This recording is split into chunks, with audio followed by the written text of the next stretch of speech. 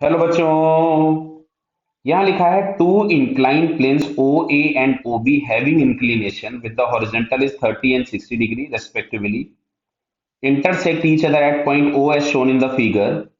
The particle is projected from P with velocity 10 root 3 meter per second in the direction perpendicular to OA. If particle strikes OB perpendicularly at Q, the vertical height h, ये मतलब हम लोगों को h बताना है कितना होगा, clear है।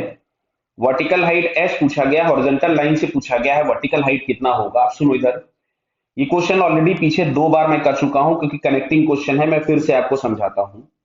कभी भी इस तरह के क्वेश्चन इंक्लाइन प्लेन वाले आते हैं तो सबसे आसान तरीका ये होता है कि हम प्लेन को इतना रोटेट करें पूरे सिस्टम को, जिससे कि जिस प्लेन से ऑब्जेक्ट को प्रोजेक्ट किया है वो हॉरिजॉन्टल हो जाए।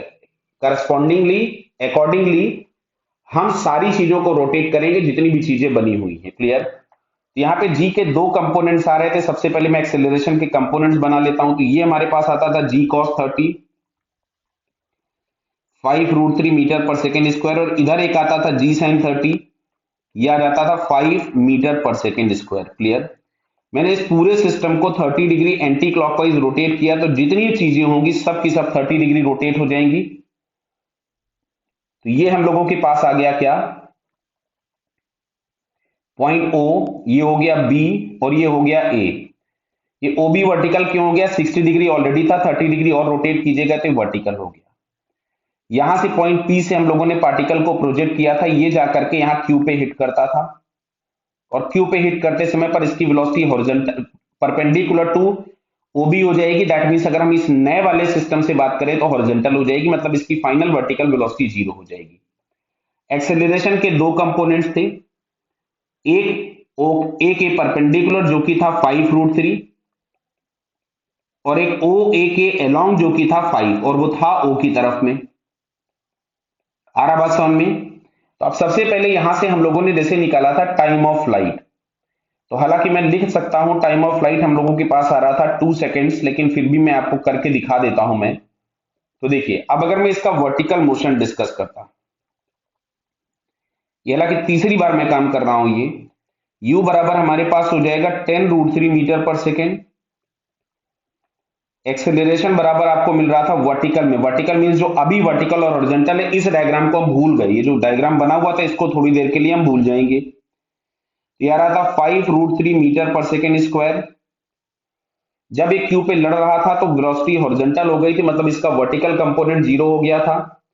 तो वर्टिकल कंपोनेंट 0 हो गया था तो v बराबर u प्लस एटी अगर मैं लिखूंगा तो 0 is equals to 10 root 3 minus 5 root 3 into t. तो यहां से t बराबर हमारे पास आया 2 सेकेंड, मतलब 2 सेकेंड के बाद ये लड़ जाएगा।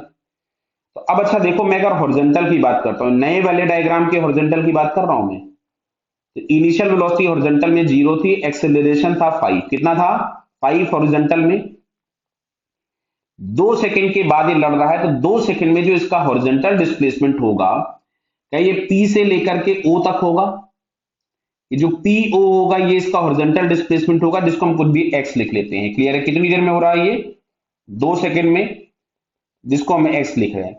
तो s is equals to u t plus half a t square. तो एक्स इज इक्वल्स टू मिलता है 1/2, ए है 5, टी का स्क्वायर हो गया 4, तो ये आ गया 10 मीटर्स। तो जो हम लोगों के पास एपी डिस्टेंस है वो 10 मीटर है। ध्यान से देखिए, अब मैं पुराने वाले डायग्राम में जाता हूं जरा सा। यहां से लेके यहां तक का जो डिस्टेंस आया वो 10 मीटर, और एच हम लोगों के पास ये वर्टिकल वाला ही पोर्शन तो है। तो क्या मैं इस एच को लिख सकता था ओ पी साइन 30, बोलो, लिख सकते थे ओपी साइन 30। ये भाई हम लोगों के पास ओपी आ गया ये 10 मीटर्स, तो 10 साइन 30 यानी 1/2, तो ये हम लोगों के पास आ जाता है 5 मीटर, मतलब जो हाइट हम लोगों के पास मिलेगी दैट इज 5 मीटर। तो ये इसका सेकंड वाला आंसर हम लोगों के पास करेक्ट हो गया, clear. So it's correct answer is 2। Clear है बेटा, ओके, ऑल द बेस्ट।